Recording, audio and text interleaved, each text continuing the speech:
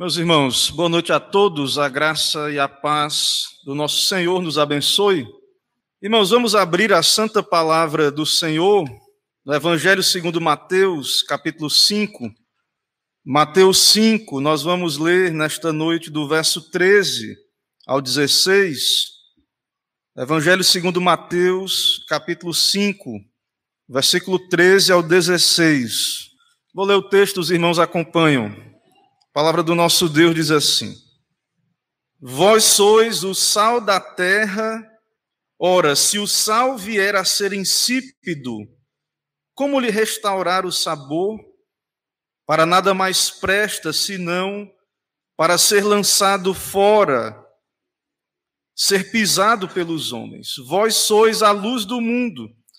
Não se pode esconder a cidade edificada sobre um monte, nem se acende uma candeia para colocá-la debaixo do alqueire, mas no velador, e alumia a todos os que se encontram na casa. Assim brilhe também a vossa luz diante dos homens, para que vejam as vossas boas obras e glorifiquem a vosso Pai que está nos céus. Vamos orar, irmãos. Senhor, eis-nos aqui na Tua presença, Te adorando pela Tua graça, o Teu povo reunido aqui diante do Senhor. Queremos ouvir a Tua voz na palavra, esse meio de graça que o Senhor nos deu. E os Teus servos, ó Deus, cada um de nós, estamos aqui diante do Senhor, Pai. Pedimos Tua bênção para esse momento, abençoa a Tua igreja, vem sobre nós, com Teu Santo Espírito, nos aviva. Ó Deus, aplica a Tua palavra ao nosso coração com poder, transformando. Vem o Teu reino sobre nós. Santifica o Teu nome, ó Deus, na nossa vida, nessa igreja, nessa cidade de Alagoinhas, onde o Senhor enviar a Tua palavra, que ela venha dar fruto, que ela venha produzir fé genuína, que ela venha transformar vidas e que venhamos ser, ó Deus, o Teu povo, o sal da terra, a luz desse mundo. Que o Senhor faça isso em nós pela Tua graça. É o que pedimos, oramos em nome de Cristo Jesus. Amém. Meus irmãos, nós estamos numa nova sessão desse Sermão da Montanha. Nós já consideramos as bem-aventuranças, aquelas 8 bem-aventuranças que vimos desde o começo do capítulo 5, e nós encerramos observando a consequência, que também é uma bem-aventurança, também é característica dos filhos de Deus, a perseguição, a reação de oposição do mundo para com os crentes. Mas agora, irmãos, é uma nova sessão e, de certo modo, o que vamos ver aqui são os efeitos dessa graça. Então, tudo aquilo que vimos nas bem-aventuranças, todas aquelas virtudes, são fruto da graça de Deus. Não são virtudes naturais, não é uma humildade natural, uma pobreza de espírito natural, ou mansidão, ou misericórdia, ou limpeza de coração. Mas tudo o que vimos ali é fruto dessa transformação que Deus opera em nosso coração quando cremos, quando nos convertemos. Mas agora, no Sermão do Monte, nós vamos ver os frutos dessa graça, como isso se manifesta no mundo, na nossa vida. E Jesus Cristo usa 2 ilustrações para nos falar como deve ser a nossa vida nesse mundo, nessa terra. Nós somos sal. Nós somos a luz, o sal da terra, a luz do mundo. Então, diante de tudo aquilo que vimos que o crente é, daquelas graças cristãs, o mundo irá se opor. E como é que nós devemos viver nesse mundo que nos odeia, que nos persegue? Como é que nós somos chamados a viver? Nós que fazemos parte do reino de Deus, o reino de Deus está dentro de nós. Vivemos num ambiente adverso. Nós vamos ver, Jesus compara o mundo a uma carne em estado de putrefação.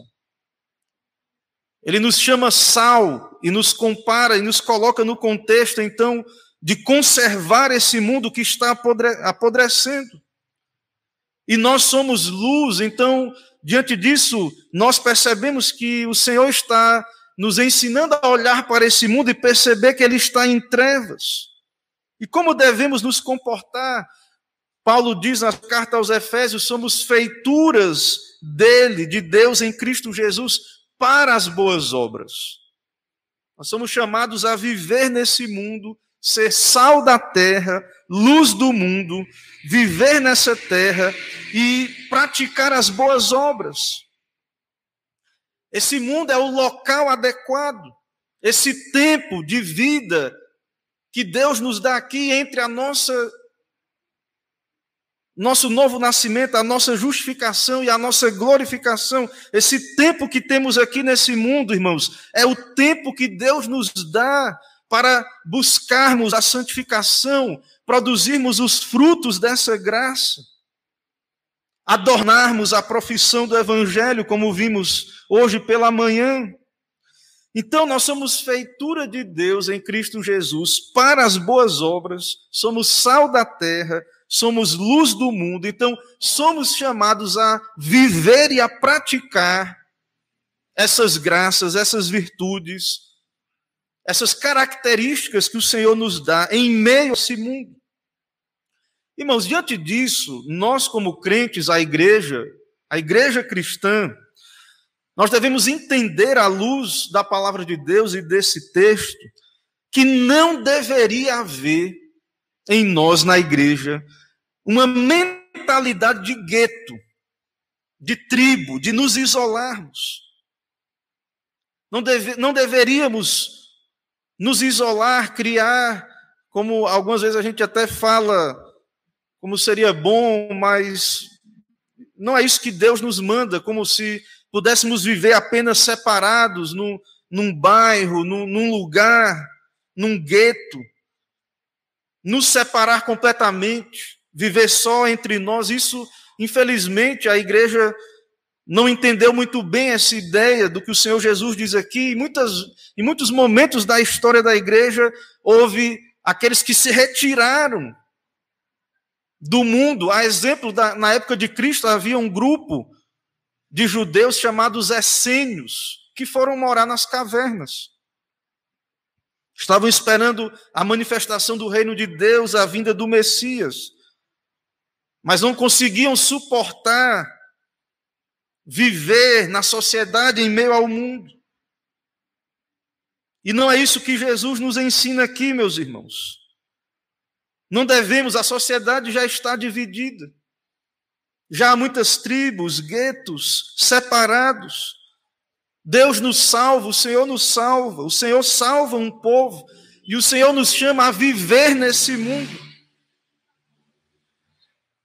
A vivermos a vida cristã, a sermos santos no mundo, em meio a esse mundo mau.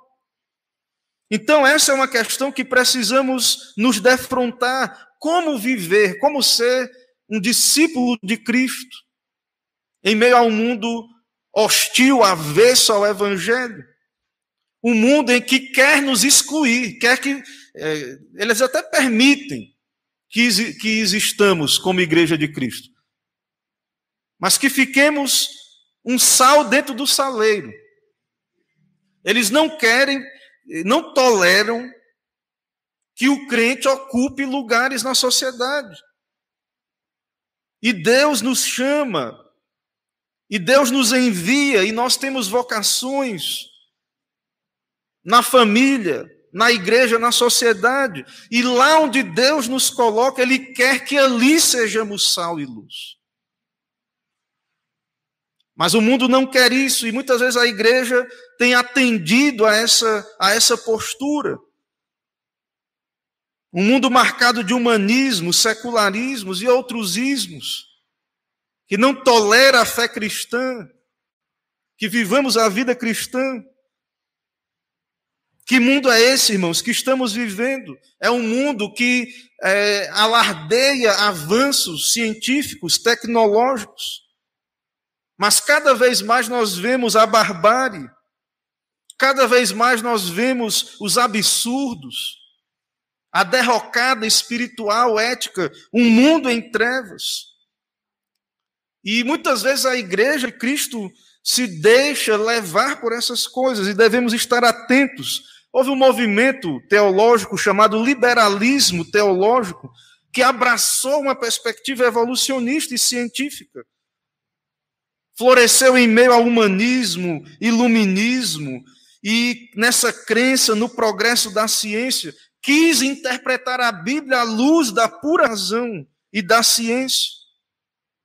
E buscando ver em Jesus apenas um mestre de ética, ensinando o que é bom para o homem, tirando de Cristo os seus milagres, o seu poder, a sua divindade, pregando que, observando o exemplo de Cristo, podemos ser pessoas melhores, mas aí vieram as guerras mundiais. E toda aquela esperança na ética humana foi destruída. Porque ficou claro que, por mais que a sociedade aparentemente estivesse evoluindo tecnologicamente, veio a guerra, a tragédia. Então, tudo aquilo mostra, irmãos, toda aquela situação, como também vemos hoje, mostra que a humanidade está em estado de putrefação. A verdade bíblica sempre virá à tona. O que é o homem, segundo a Escritura? Segundo a Bíblia, irmãos, segundo a ilustração que o Senhor nos mostra aqui, o mundo está em estado de decomposição. O mundo está se autodestruindo.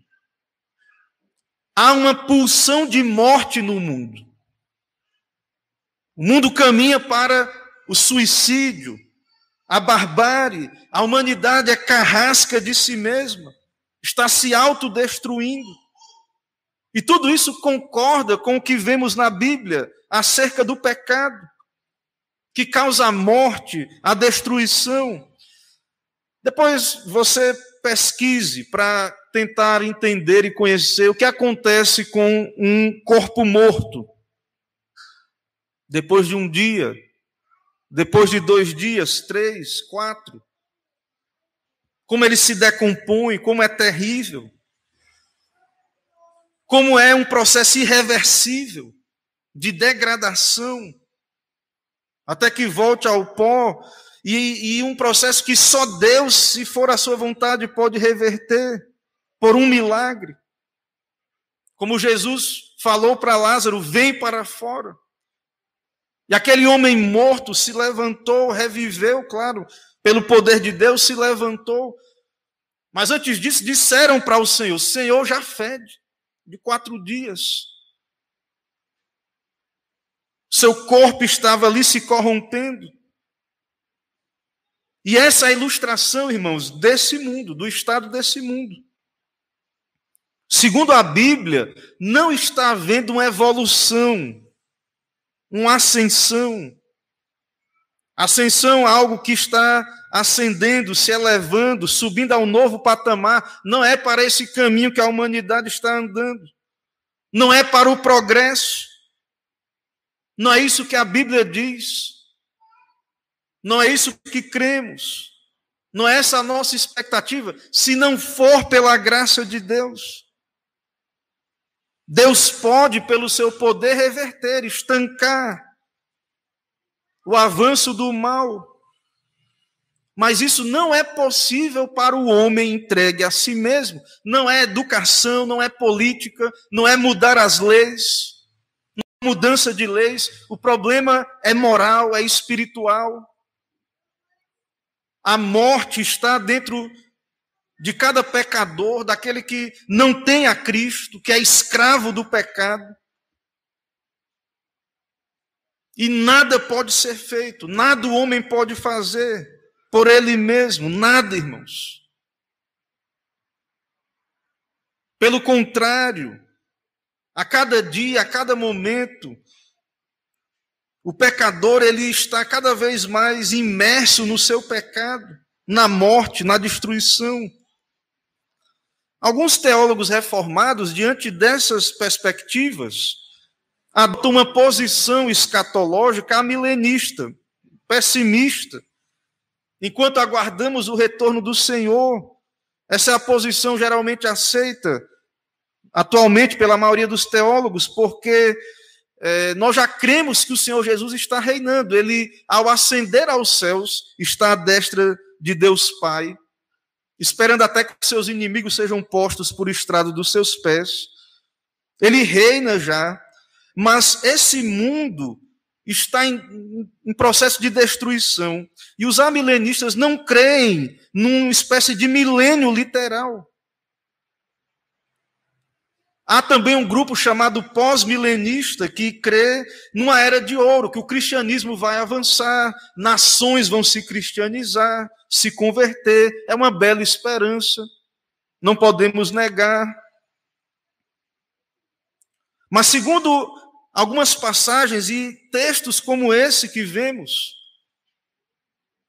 claro que Deus poderia trazer um momento como esse, mas nós vemos, irmãos, que o natural é a deterioração, o mundo se deteriorar, esse é o natural.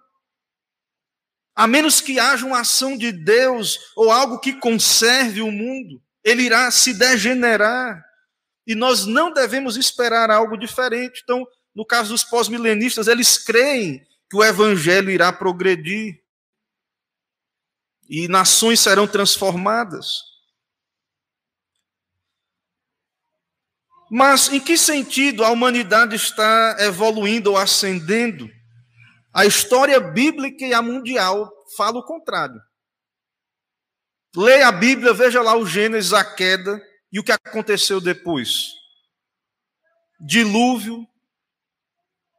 Depois nós vemos a humanidade completamente em trevas, Deus chama um povo, mas o resto da humanidade completamente em trevas. E o homem natural perdido, mesmo aqueles que se consideram sábios, mas completamente em trevas. Então, irmãos, nós devemos lembrar que Cristo, então, ao se dirigir para os seus discípulos, ele diz: vós sois o sal da terra. O Senhor se volta, então, para os seus discípulos, para aqueles humildes discípulos, diz: vós sois o sal da terra. Agora perceba que o Senhor não diz assim: vocês têm que se transformar no sal da terra, ou então sejam o sal da terra. Não é uma ordem.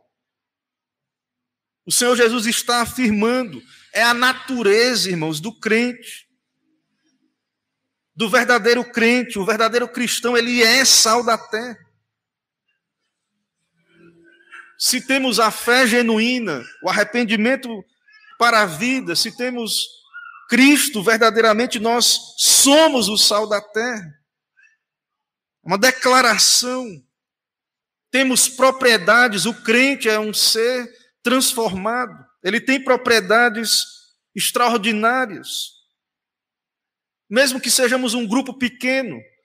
Lembre que Jesus falou para poucas pessoas no seu tempo. Mas ele disse: vós sois o sal da terra.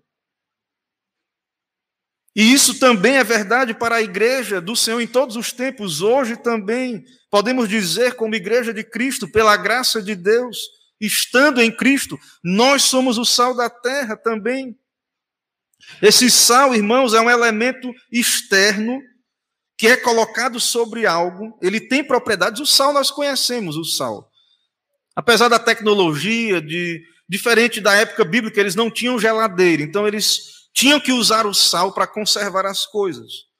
Mas mesmo hoje, com o desenvolvimento, com a eletricidade, podendo ter eletrodomésticos, uma geladeira para conservar os alimentos, ainda assim nós sabemos que o sal, a sua importância, suas características e propriedades, como ele conserva a carne, como ele é um forte conservante contra a putrefação. Então, irmãos, o que Jesus está dizendo para os seus discípulos, para a sua igreja, para nós,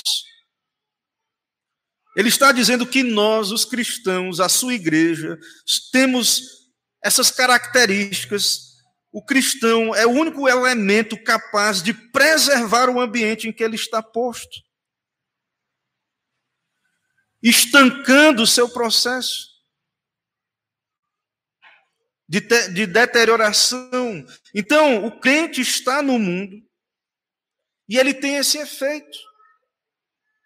Onde Deus coloca, no lugar de trabalho, na família, na igreja, na sociedade, em qualquer lugar.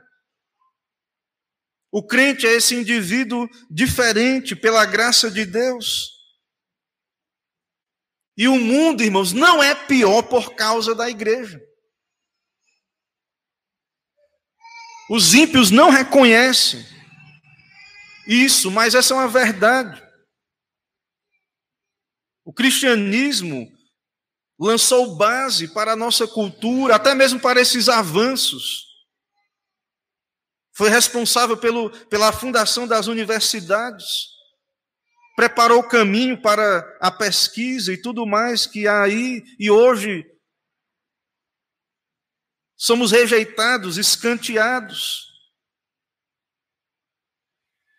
A nossa existência é permitida se ficarmos isolados, eles não aceitam a nossa presença lá.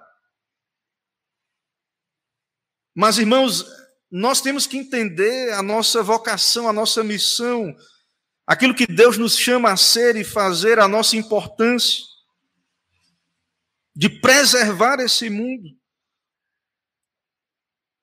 Nessa ilustração da carne, que é salgada, aquilo que nós conhecemos, os irmãos conhecem, aquela carne de sol, aquela carne salgada, de charque, que dura mais tempo, que conserva.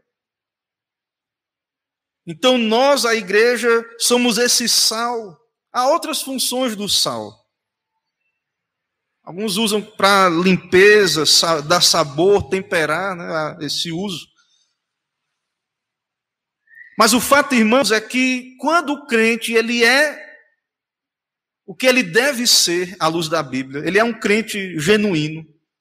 Quando ele vive essas virtudes que vimos no Sermão do Monte, quando o crente vive essas coisas, quando ele age como cristão, a sua influência será sentida.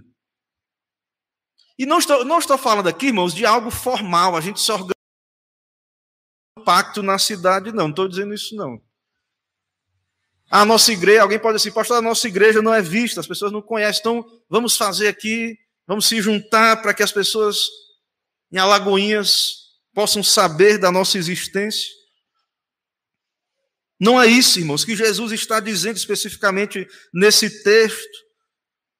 O sal é espalhado e a sua influência é sentida. Então, quando Deus converte um pecador, a sua influência, os sinais dessa transformação serão sentidos onde ele estiver. Isso é muito notório em épocas de avivamento. A história da igreja testemunha em períodos de despertamento espiritual. Dr. Lloyd Jones, ele comenta sobre isso. Ele comenta que nesses momentos, por exemplo, há um pregador, um puritano chamado Richard Baxter, ele pastoreou numa pequena cidade chamada Kidderminster, uma cidade com uns 4.000 habitantes, e era uma cidade ímpia, imoral, depravada, como geralmente acontece, não havia adoração nos lares. Richard Baxter é conhecido pelo seu famoso livro, né, O Pastor Aprovado. E, meus irmãos, muito depois de Baxter já ter morrido, de ter servido naquela cidade, o testemunho é que não havia casa em Kidderminster em que o Senhor não fosse adorado. A influência, as pessoas ouviam, a influência era sentida. Aqueles que não haviam se convertido logo de princípio, porque depois praticamente a cidade foi ganha, as pessoas passavam e ouviam na casa dos crentes os hinos sendo cantados, o culto doméstico. E isso, Deus usou grandemente o ministério daquele homem, e aquela cidade foi afetada, e os efeitos foram grandiosos, as consequências. E isso não foi porque mudaram as leis da cidade, Dr. Lloyd Jones, não foi porque lá na Câmara dos Vereadores mudaram uma lei, não, irmãos. A mesma coisa na Reforma Protestante, na Inglaterra, na época dos puritanos, ali, claro, Baxter está naquele contexto. O país, a nação foi afetada, a sociedade. O mesmo no avivamento ali no fim do século XVIII.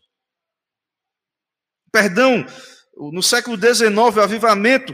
E no século XVIII houve a Revolução Francesa, onde houve uma carnificina na França. E os historiadores dizem que não aconteceu algo similar na Inglaterra por causa do avivamento. Deus usou John Wesley, Carlos Wesley, George Whitefield, naquele grande avivamento, e havia imoralidade, os homens no vício, na embriaguez, a depravação, a crise em todas as áreas da sociedade, e Deus usou, irmãos, aquele momento, Deus enviou a sua palavra, o seu Espírito, e isso impediu aquele país, aquela nação de afundar completamente em trevas absolutas. E toda essa influência foi sentida por meio da vida dos crentes individuais. Nós ficamos esperando aparecer alguém lá, uma pessoa, ou na política, alguém que venha resgatar o nosso país. E, meus irmãos, o que nós precisamos é que os crentes, sejam sal de verdade, onde Deus nos colocar. Isso seria ser sal fora do saleiro, é lá no seu trabalho, na sua família, onde Deus lhe permitir estar. Eu pergunto, irmão, será que o Brasil já experimentou algum tipo de avivamento como esse? Alguns alegam, né? Algumas tradições dizem, nós temos avivamento, alguns agendam, né, avivamentos. Talvez avivamentos pessoais, é possível. Pessoas que buscaram a Deus, se dedicaram ao Senhor, experimentaram nas suas vidas essas graças de Deus, talvez em alguns locais. Mas há poucas evidências, irmãos, de um avivamento nacional. Porque quando olhamos ao redor para o nosso país, nós vemos as coisas piorando. E o número de igrejas crescendo, de crentes crescendo. E a sociedade pior, mais depravada. E a igreja mais encurralada. Então nós não temos motivos, irmãos, para crer. Mas podemos ter esperança. Porque Deus nos chama, pela sua palavra, a viver o seu evangelho, a nos arrepender, a crer, a nos dedicar ao Senhor. Jesus diz, vós sois o sal da terra. O Senhor nos chama, é o Senhor que nos dá a condição de sermos esse sal, as graças. Mas nós precisamos entender que esse sal precisa estar espalhado, exercendo a sua propriedade. Então nós temos que entender, irmãos, a ideia das vocações. Tem lugar sim para exercermos nossos dons dentro da igreja. Claro que tem, com a graça de Deus. Mas nós temos que ter uma visão, irmãos, mais ampla do reino de Deus nesse sentido. De ser sal da terra, luz do mundo.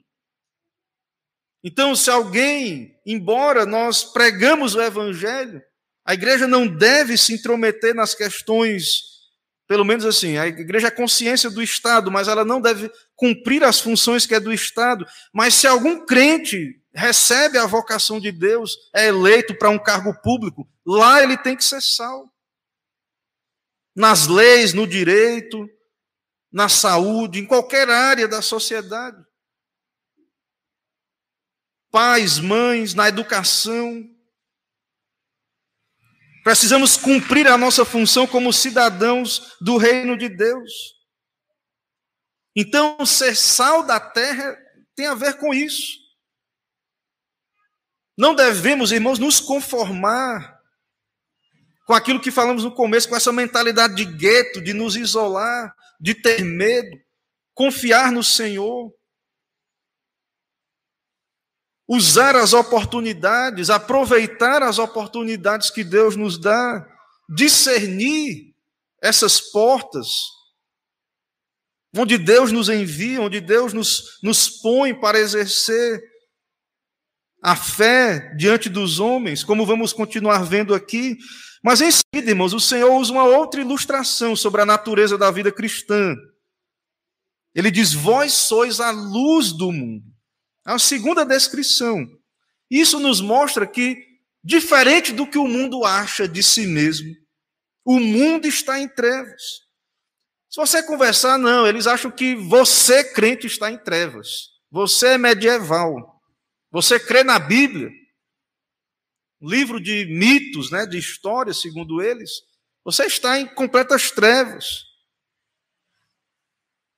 E aí nós temos que escolher: cremos em Deus, no que Deus diz ou no que os homens dizem? Porque, segundo Cristo, segundo a palavra de Deus, este mundo está em trevas. Esse mundo que se considera iluminado está em trevas.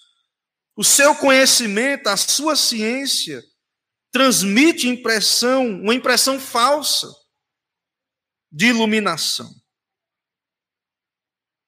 Uma impressão completamente falsa. Esse conhecimento, irmãos, que a humanidade tem, esse tipo de conhecimento não produz vida. Esse avanço científico tem causado trevas morais, espirituais, negando Deus, a sua palavra. Cristo é a luz do mundo. O Senhor Jesus Cristo diz: eu sou a luz do mundo, João 8,12. Quem me segue não andará em trevas, mas terá a luz da vida. O Senhor Jesus é a luz desse mundo. E Ele nos diz: vós sois a luz do mundo. A igreja, os cristãos, aquele pequeno grupo de discípulos, nós também, irmãos, pela graça de Deus. Então o problema do homem não é só racional, ciência. O problema do homem é moral, espiritual, é problema de pecado. Falta Cristo, falta a palavra de Deus, abandonaram a revelação, abandonaram Cristo. Viraram as costas para a Escritura, para o Evangelho. E o mundo então está em trevas. Como aconteceu antes da grande reforma, porque a tradição soterrou a palavra de Deus, e após as trevas, Deus aprove a Deus trazer a luz, quando a sua palavra voltou ao seu lugar, foi pregada. Então o nosso mundo, irmãos, está em trevas, e Cristo é a luz, e Ele nos dá, unidos a Ele, ser luz. Você e eu, nós, a igreja de Cristo, somos chamados a ser luz, e eles precisam dessa luz, porque estão em trevas. Nós devemos refletir a luz de Cristo. Ele coloca a sua luz dentro de nós, nos dá o seu Espírito, a sua palavra. A luz, irmãos, ela opera, onde ela opera, ela revela o que está em trevas. Ela anula o efeito das trevas. A vida cristã genuína manifesta os erros. A igreja, o crente, quando ele vive de fato como deve ser, como crente, como luz, ele não precisa nem abrir a boca para denunciar os maus. Lembra de Jesus? No começo, irmãos, Jesus não denunciou diretamente os fariseus, mas eles o odiaram, porque ele era santo, ele era luz. E eles eram confrontados com isso. Então a vida santa é como um luzeiro nesse mundo. E nós, irmãos, somos chamados a ser luz, a deixar claras as distinções entre o certo e o errado, o bom e o mal. Então o crente, segundo a Escritura, o crente mais simples é luz. Tem mais conhecimento do que o maior filósofo dessa terra, o crente mais simples. Você que tem a Bíblia na mão, que crê em Deus, que crê na palavra de Deus, você tem Cristo, você tem a luz do mundo.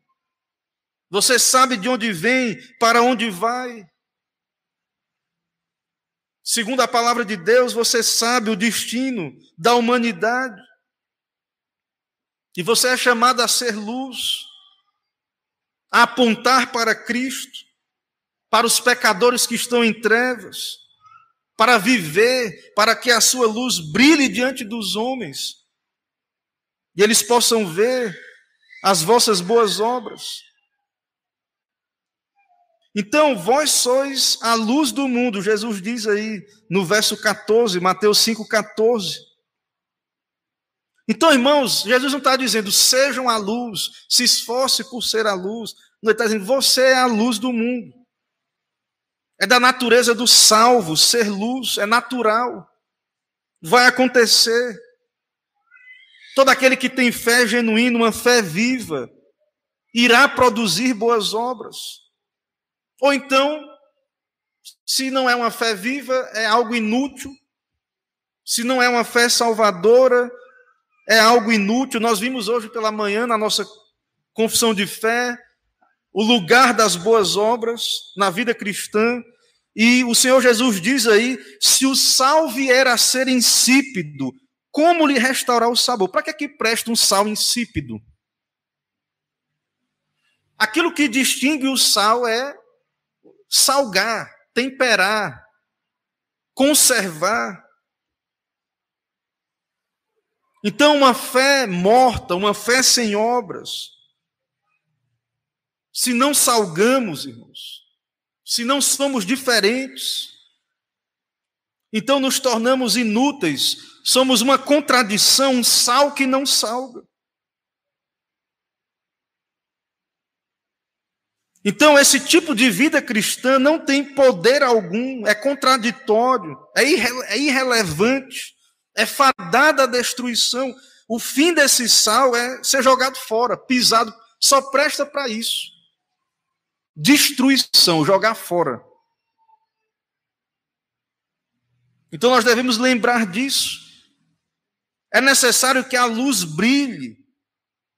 E aí Jesus ele explica, não se pode esconder a cidade edificada sobre um monte.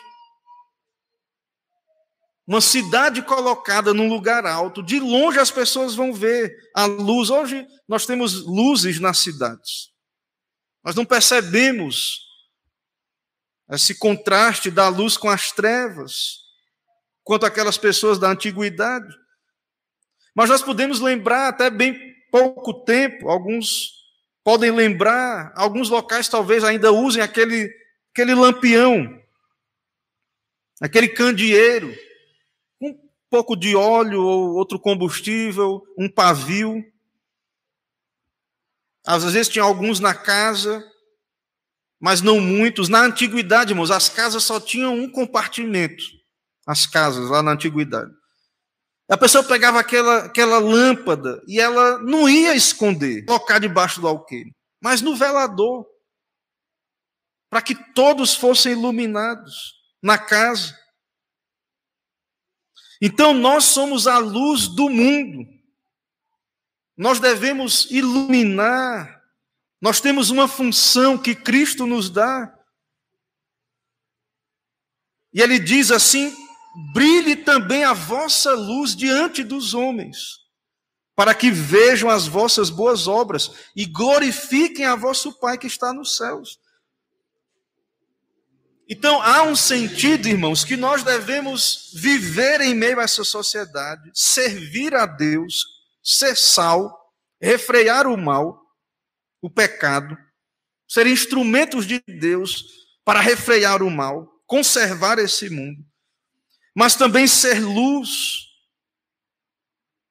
E aí volto a dizer, nós como igreja então devemos resistir a essa tentação de nos isolar, de fugir do mundo. Porque Deus nos coloca nesse mundo e nos permite influenciar como sal e como a luz, iluminar onde Deus nos coloca. Porque onde estamos, irmãos, deve ficar claro, isso é bíblico, que há um contraste entre a vida cristã e a mundana. Algo deve nos diferenciar, tem algo diferente entre o sal, uma carne salgada e uma carne sem sal. Trevas e luz. Somos diferentes, mas devemos estar relacionados ao mundo, não separados completamente. Não devemos ir para o extremo do mundanismo, mas também do ascetismo, sair como os monges. Não, Jesus diz, não se pode esconder uma cidade edificada sobre um monte. Assim brilha a vossa luz como um candeeiro no velador. Então esse é o nosso papel, irmãos. É interessante que no Sermão do Monte, Jesus vai condenar a hipocrisia dos fariseus, porque os fariseus faziam de maneira errada as suas obras, para ser vistos. Veja que Jesus está dizendo que a sua luz brilhe para que vejam as vossas boas obras e glorifiquem a vosso Pai que está nos céus.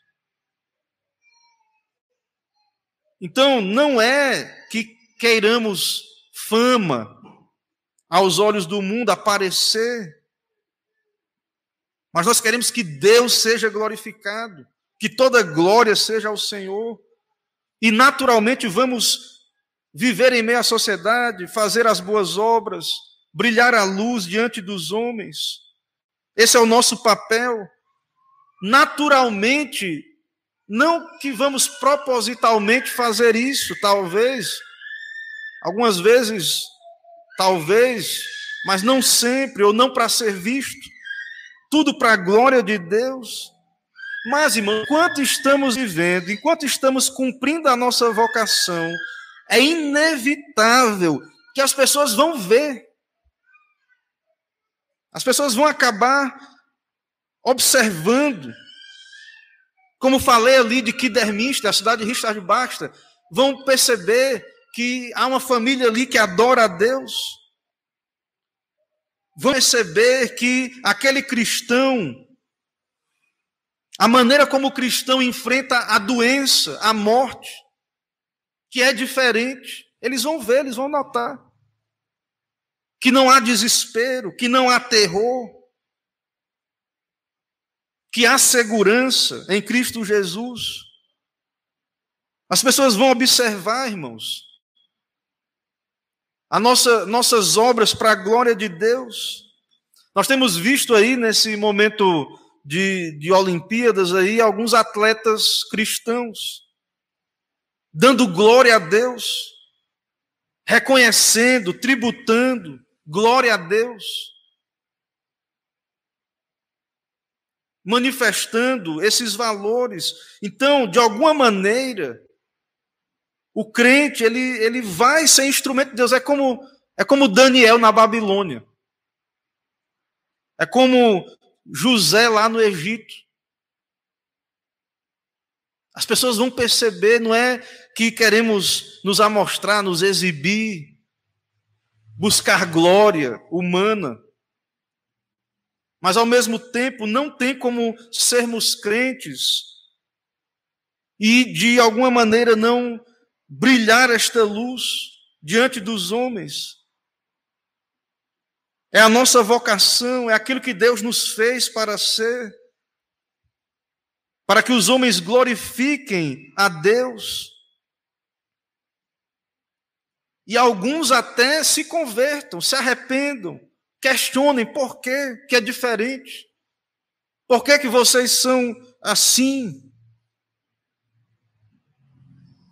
E então se convertam a Deus, se humilhem diante de Deus, entendam que é por causa de Cristo, não é por nada que temos em nós mesmos. É por aquilo que Deus fez em nossas vidas. Então, irmãos, devemos ter atenção a isso e temer também, de certo modo, nos tornar esse sal insípido. Ou essa luz escondida que não alumia.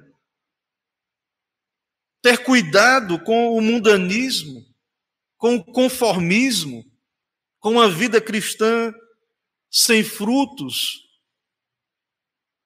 Então o Senhor Jesus nos lembra disso, o Senhor Jesus nos diz a nossa natureza, aquilo que devemos ser, sal da terra, luz do mundo. Então, como igreja local, devemos entender isso. Há um lugar para as boas obras, sim. Em uma igreja reformada, uma igreja bíblica, há um lugar para as boas obras. Na sua família, no seu trabalho, na sociedade, na igreja, dependendo da vocação que você tem, há um lugar para as boas obras.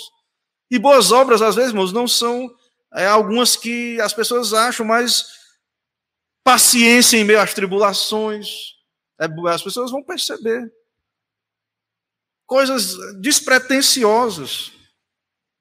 Nem percebemos, às vezes. Fidelidade a Deus, paciência, perseverança. O mundo, irmãos, as pessoas lá fora estão em trevas, elas precisam que vivamos um cristianismo autêntico, genuíno. Porque não há outra opção, não há outro caminho, não há outro que seja luz senão o nosso Deus. E se a igreja perder o sabor, se a igreja deixar de ser luz, é triste, mas na história, alguns países locais que tinham igreja de Cristo, não tem hoje igreja. Não existe mais cristianismo. Ali onde Agostinho trabalhou no norte da África, é muçulmano, não tem igreja, não tem cristão lá não. Pelo menos só se estiver escondido, perseguido. Né? Lá na Ásia Menor, onde eram as igrejas da Galácia. E às vezes quando olhamos para a história vamos ver o quê? Que muitas vezes houve uma derrocada espiritual, um abandono das nossas vocações como igreja. Então, irmãos, devemos nos acautelar disso. Devemos buscar um cristianismo vivo, experimental, praticar as boas obras.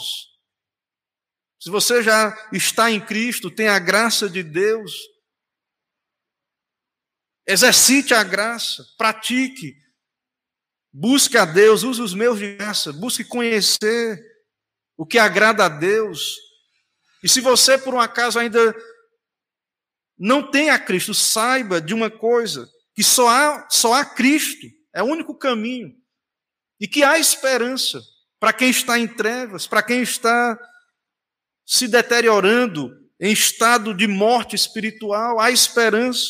O Evangelho diz que quem crê está salvo, já aqui. Se você que não é cristão ainda, que está fora de Cristo, saiba disso. Se você crê, Deus assevera na sua palavra que todo aquele que crê está salvo. Mas se você não crê, você está condenado, segundo a Bíblia. Já está condenado. Então se arrependa, creia, se humilhe diante de Cristo, vá a Ele. Busque a Cristo. Esse chamado é para todo pecador. Se crer, se arrepender diante do Senhor, está salvo. O Senhor não rejeitará nenhum dos que vão a Ele. Então, nós devemos, irmãos, como luz, pregar essa mensagem. Não colocar barreiras a essa pregação. Se a pessoa tem outra ideologia política diferente da sua, se ela tem outra etnia, a igreja, o cristianismo não vive em guetos, isolados. Nós não vivemos isolados. Nós devemos pregar para rico, para pobre, para negro, para branco, índio, qualquer quem for. Devemos pregar o evangelho, que o pecado deixou os mortos espiritualmente, e pregar a Cristo para eles. E há esperança, irmãos, e aqueles que se arrependerem e crerem no Senhor serão salvos. E em se arrependendo, em vivendo uma vida de boas obras, de gratidão, de louvor a Deus, dando glória a Deus, o mundo, a sociedade vai melhorar. O reino vai se expandir. O sal vai salgar. E quem sabe há esperança de dias melhores para o nosso país. Através de um avivamento bíblico, através de vidas individuais simples, desconhecidas. O trabalhador lá no seu trabalho, ninguém sabe o que ele está fazendo, glorificando a Deus lá. Um atleta lá nadando para a glória de Deus. Um poeta, um cantor, um escritor, um teólogo, um advogado, ou qualquer profissão, para a glória de Deus, sendo luz, sendo sal. E aí, irmãos, nós vamos sentir o efeito disso na sociedade.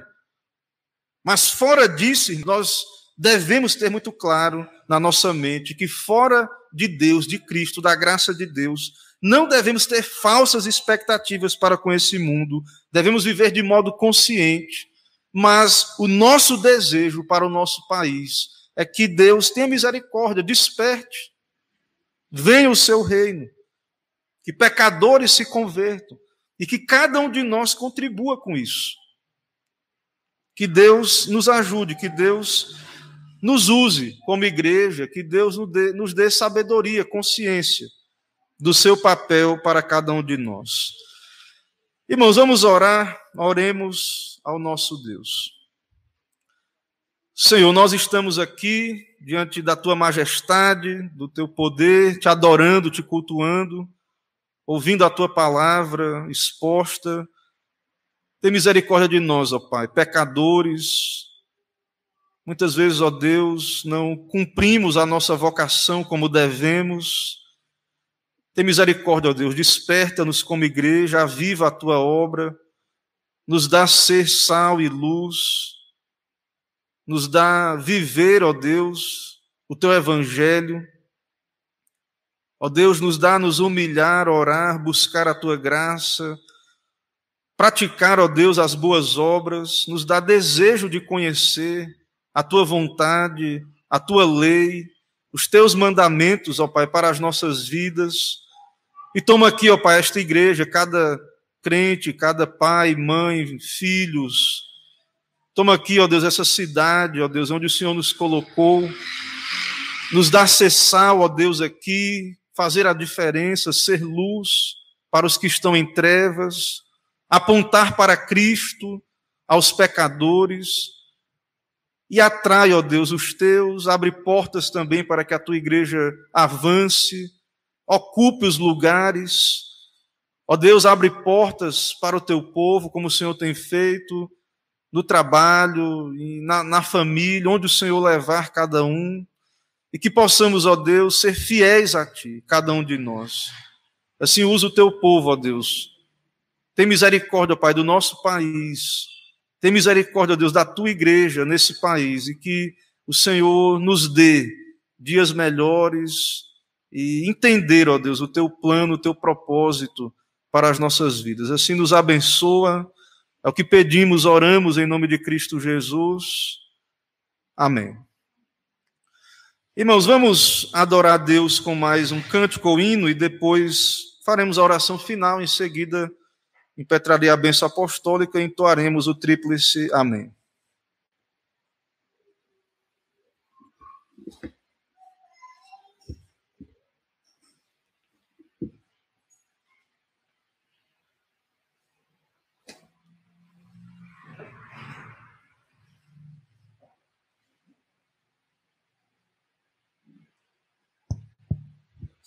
Amém. Fiquemos em pé, igreja.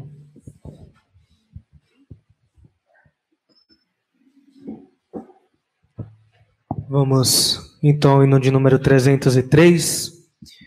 pendão real.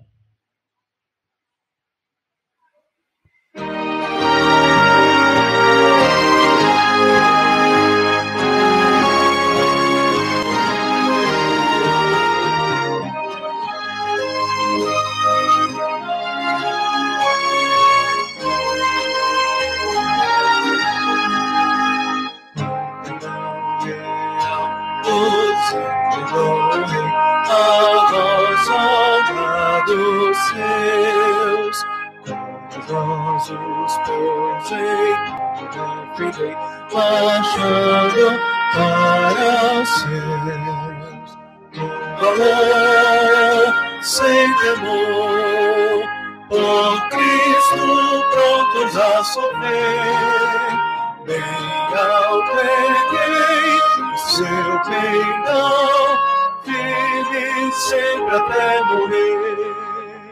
Transformados já terríveis batalhões do grande usurpador. Dai-nos hoje, os campeões, avante sem temor, com valor, sem temor, por Cristo prontos a sofrer. Bem alto erguei o seu pendão, firme sempre até morrer. Anseio sente o seu coração e fraco se mostrar. Não receberá o eterno galardão que Cristo tem pra dar. Com valor, sem temor, por Cristo prontos a sofrer, bem alto erguei o seu pendão, firme sempre até morrer.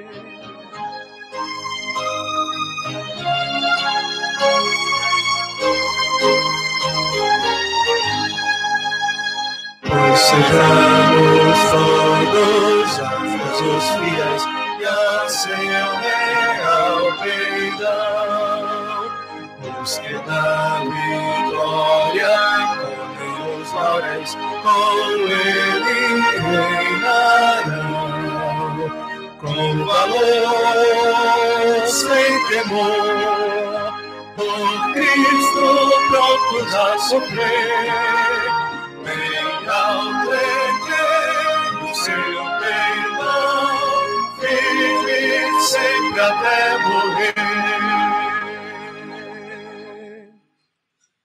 Santo Deus, nosso Pai, te adoramos, te bendizemos por mais esse dia teu, esse dia na tua presença, dia do Senhor, feira da alma, por estarmos aqui, ó Deus, ouvindo a tua palavra, te adorando, te cultuando. Vem o teu reino, ó Deus, sobre nós, aplica, ó Deus, tuas verdades, opera em nosso coração e toma nossas vidas, ó Pai. Abençoa essa semana de atividades, toma cada servo teu na sua família, no seu trabalho, ó Deus, onde o Senhor levar cada um de nós, dá-nos ser sal e luz. Tem misericórdia, ó Pai, de nós, a tua igreja. Sabemos que é um grande desafio, uma grande responsabilidade ser discípulo de Cristo, ser povo teu da aliança, chamado às boas obras, chamados a manifestar a Deus, a proclamar as virtudes do Senhor em meio a esse mundo mau, a dar razão da nossa esperança. Ó Deus, nada somos, nada podemos fazer. Tem misericórdia, ó Deus, da tua igreja, vem sobre nós, aviva, nos enche da tua graça, do teu Espírito, nos capacita, tira indiferença, frieza, ó Deus, para com o Senhor, para com a tua palavra. Ó Deus, anima, ó Deus, a tua igreja, esses dias maus, ó Deus, nessa crise de saúde, também esse momento difícil, ó Deus, em que o país passa, onde as igrejas também têm sofrido, ó Pai, nesse momento. Ó Deus, levanta, ó Deus, o teu povo, o zelo bíblico, fiel, o desejo de manifestar esse valor que cantamos aqui, viver, ó, de modo valoroso, de modo bíblico. Ó Deus, assim, toma, ó Deus, cada um de nós, nos dá coragem de ser fiéis a Ti, onde o Senhor nos colocar, nos dá ser o que o Senhor nos chamou a ser sal e luz. E assim, ó Deus, seja glorificado o Teu nome, toda glória seja ao Senhor, ó Deus. Por tudo isso, por cada vida, cada família, cada crente aqui, por essa igreja, que ao sermos questionados, ó Deus, possamos dizer com alegria toda glória a Cristo, motivo da nossa esperança, de não nos desesperarmos, o motivo, ó Deus, do nosso sustento, da nossa provisão, o motivo, ó Deus, de perseverarmos na palavra, na comunhão, no culto, na adoração. Aqui somos de Cristo, somos do Senhor, e fortalece, ó Deus, aqueles que estão fracos, aqueles que têm padecido, ó Deus, que o Senhor tenha misericórdia, edifica, fortalece, dá coragem para enfrentar, ó Deus, as dificuldades, e que possamos, como igreja, ó Deus, assim, te exaltar, te bendizer. Não deixa faltar o pão diário, sustenta a igreja também local. Ó Deus, sustenta o teu ministério aqui, essa igreja. Ó Deus, que essa igreja venha cumprir a sua vocação nessa cidade. Que pecadores venham a Cristo, humilhados, arrependidos, de maneira bíblica, ó Deus, venham a Cristo para a sua salvação. E que o teu nome seja exaltado, ó Deus, na vida dessa igreja local. Assim, ó Deus, dá-nos uma semana de paz, dá-nos a tua graça, abençoa cada irmão, cada família, especialmente aqueles que o Senhor tem dado também mais um ano de vida, irmã Jayala, cada irmão. Abençoa, ó Deus, protege, guarda, derrama graça e toma todos nós, ó Deus, nas tuas mãos. Assim nos leva em paz, nos dá a noite de paz, nos leva com a tua graça. O que pedimos, oramos em nome de Cristo Jesus. Amém. Agora, irmãos, ide em paz, que a maravilhosa graça do nosso Senhor e Salvador Jesus Cristo, o amor de Deus, o nosso eterno, misericordioso Pai, a comunhão, as consolações do Espírito Santo de Deus, seja sobre todos vós e o povo de Deus espalhado em toda a terra.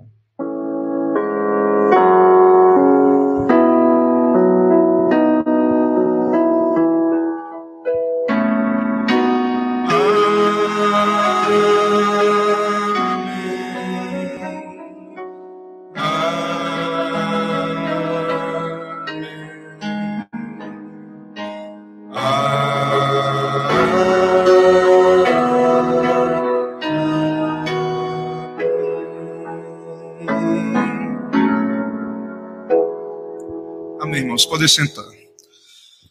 Irmãos, nós encerramos esse momento de adoração, de culto público, mais um dia do Senhor, primeiro dia da semana, buscando a Deus, dedicando esse tempo para o bem das nossas almas também, para a glória de Deus.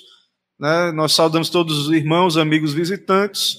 A Isaac ali trouxe também seus familiares ali de Salvador. Nosso irmão Isaac tem nos visitado aqui, tem se achegado à nossa igreja já.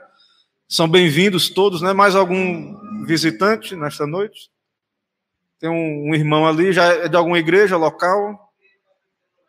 Bem-vindo, então, à Igreja Batista Emanuel, conhecido nosso aqui, né? Alguns irmãos também já interagem com a igreja. Né? Saudação também aos irmãos da Igreja Batista. Ok, irmãos? Irmãos, vai ter uma programação sábado. Nós temos aqui na nossa igreja, temos os trabalhos das sociedades e temos também uma programação que nós começamos, umas palestras, que já fizemos 2, chamado Projeto Cristo no Lar. Então, as nossas irmãs da SAF nos dão apoio, né, para esse trabalho. e a gente vem aqui para a igreja no sábado. Que horas vai ser? Já tem horário?